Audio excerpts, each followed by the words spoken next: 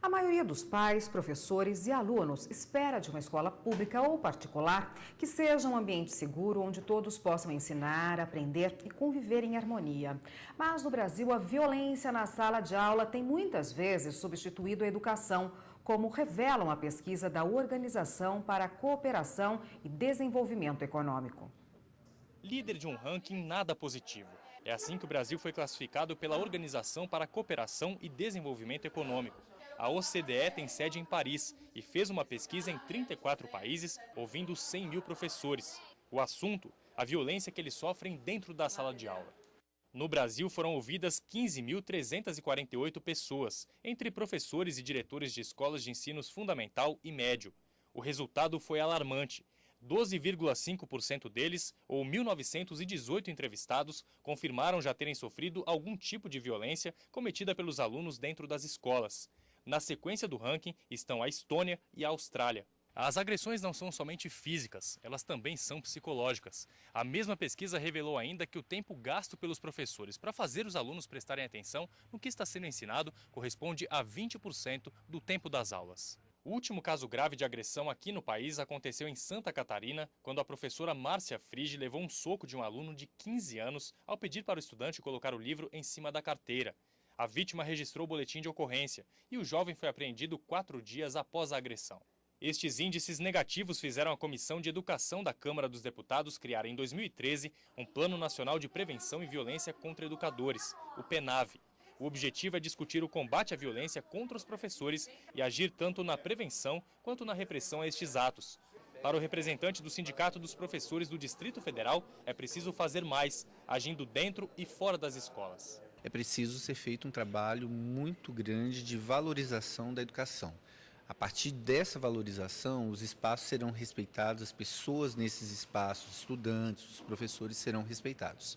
Este advogado, membro da Comissão de Defesa da Criança e do Adolescente da OAB do Distrito Federal, explica que, dependendo da gravidade da agressão cometida pelo aluno, os pais podem ser responsabilizados e o professor pode buscar reparação na justiça. A vítima ela pode também entrar com uma ação indenizatória na esfera civil para pedir as reparações, né? Reparações no caso do dano moral e as questões físicas. Bom, e para falar sobre esse assunto, está aqui conosco hoje o advogado João Felipe de Carvalho. Boa tarde, doutor. Boa tarde, Érica. Bom, infelizmente agressões como essa que a gente viu aí na reportagem não são raras, né, nas escolas brasileiras. E geralmente o agressor, estando em escola, provavelmente é um menor de idade, né? Ele responde por qual crime? Ou se é que ele responde por qual crime? De que forma ele responde? Se cometeu uma agressão contra um professor ou até mesmo contra um funcionário da escola? Sim, É importante esclarecer essa questão envolvendo crimes praticados por menores de idade. Porque o Estatuto da Criança e do Adolescente, ele deu uma nova roupagem para essa questão cometida pelo menor. Lá eles não chamam de crime, eles chamam de ato infracional. E o ato infracional, ele tem uma outra perspectiva legal, outras consequências, outros tratamentos, né? No caso aí, ele vai responder pelo mesmo crime que previsto no Código Penal, no caso, lesão corporal, ameaça, tráfico de droga, o crime que for, só porque lá ele não vai ser chamado de crime, ele vai ser chamado de ato infracional e vai seguir lá o rito e as medidas a ele impostas e as consequências criminais praticadas por esse menor dentro da perspectiva do Estatuto da Criança e do Adolescente. Quer dizer, ele não deixa de responder por isso, nem de ser punido de alguma forma, mas de acordo com ECA, ele vai ser submetido a medidas socioeducativas, é isso? Isso. Veja, existem duas consequências previstas no ECA para um crime cometido pelo menor de idade. Se for uma criança, e aí o ECA chama de criança de 0 até 12 anos incompletos, ele não vai responder, ele vai responder, mas ele vai ser punido mediante uma medida de proteção. As medidas de proteção são previstas no artigo 101 do ECA, e lá vou citar algumas aqui exemplificativamente. Orientação e acompanhamento temporário, requisição para tratamento médico e psicológico, acolhimento institucional. Veja que para a criança são medidas brandas. Agora, para o adolescente, que já é uma outra perspectiva, são chamadas de medidas socioeducativas, que é no caso da matéria, adolescentes que cometem crime. E eles são previstos no artigo 112 do ECA, que lá tem penas como advertência, internação em estabelecimento educacional, liberdade assistida, dentre várias outras. Então, sim, existe punição para os menores de idade, a depender da idade deles, se ele é criança ou se ele é adolescente. Tá ótimo, a gente continua nesse assunto no próximo bloco. Só um minutinho, por favor. O Jornal da Justiça está de volta e voltamos a falar com o advogado João Felipe de Carvalho, que conversa conosco hoje sobre as agressões ocorridas em ambiente escolar. Qual é o primeiro procedimento que se deve tomar no caso de acontecer uma agressão, seja contra um aluno, seja contra um professor? Já que o menor está envolvido, deve-se chamar a polícia, o conselho tutelar? Quais as medidas que devem ser tomadas aí no primeiro momento? Excelente, até porque, como foi visto na matéria, isso acontece com frequência, né? Violência em escolas é uma coisa muito comum, infelizmente.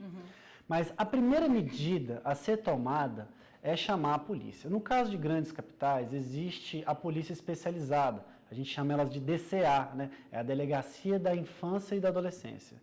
Essas delegacias possuem profissionais qualificados para tratar direto com os menores quando eles cometem o crime.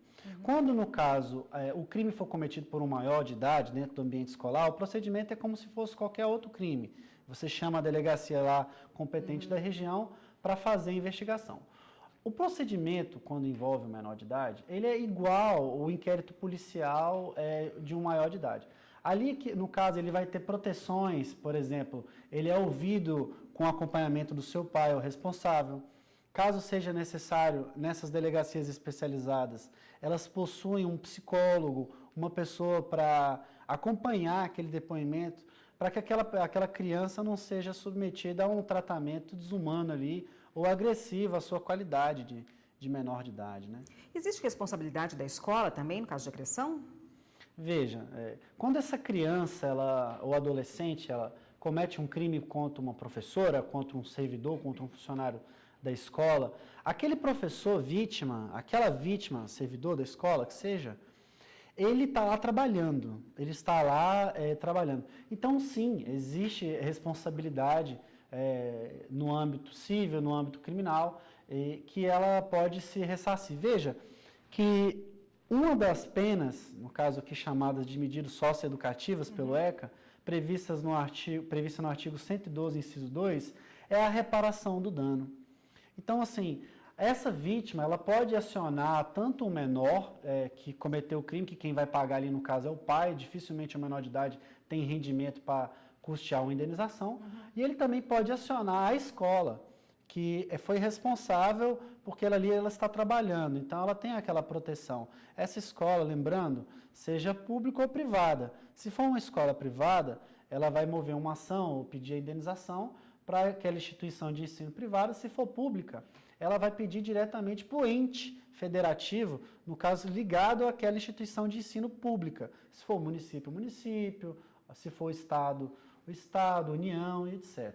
Tá ótimo, muito obrigada pela participação. Eu conversei com o advogado João Felipe de Carvalho, que conversou com a gente hoje a respeito de como se dá a punição para as agressões dentro do ambiente escolar. Obrigada, doutor. Muito obrigado. Até uma próxima.